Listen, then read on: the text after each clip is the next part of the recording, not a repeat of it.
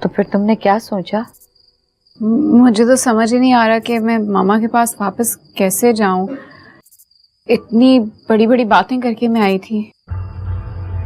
तो इस बारे में इतना मत सोचो, तुम्हारी माँ है वो, कोई खैर नहीं है। देखो हिरा बेटा, अपने शौहर की हालत देखो तुम, कितना परेशान है मेरा बच्चा। अगर खुदा ना खास्ता उसको कुछ हो गया तो फिर ये अना और दौलत किसी काम नहीं आएगी। तैमूर मेरा इकलौता बेटा है, वाहिद सहारा है मेरा।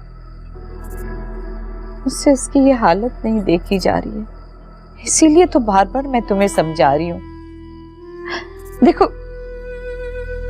मेरा कोई फायदा नहीं है, तुम्हारे और तुम्हारे शौहर का है फायदा। वो हमसे ज्यादा तुम्हारे लिए बहुत परेशान है, क्योंकि वो सब कुछ वो दे नहीं पा रहा है जो उसने सोचा था तुम्हारे लिए। लेकिन अगर मैंने मामा से पैसों की डिमांड की तो जो उनकी राय है तैमूर के बारे में वो तो सच हो जाएगी ना। ऐसे तो मेरी भी इंसल्ट है और तैमूर की भी। तो बेटा, पैसों का मुतालबा मत करो।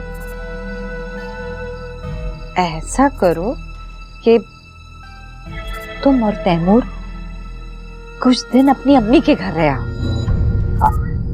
हाँ, इस तरह फिर आसपास के लोगों को पता भी चल जाएगा कि तुम वापस आ गई हो।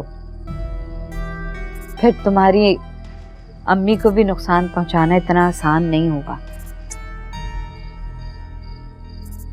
मैं नहीं चाहती हूँ बेटा कि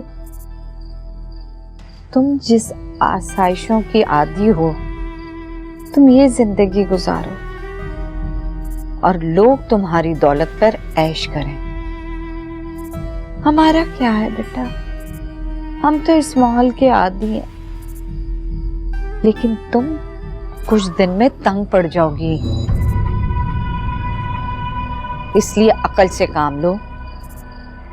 तुम तैमूर को लेकर अपने घर चली जाओ, वो घर भी तो तुम्हारा है ना बेटा। ज्यादा से ज्यादा क्या होगा, माँ दो बातें सुनाएगी, डांटेगी, माँ है, सुन लेना। मुझे 1 रुपया भी मत देना,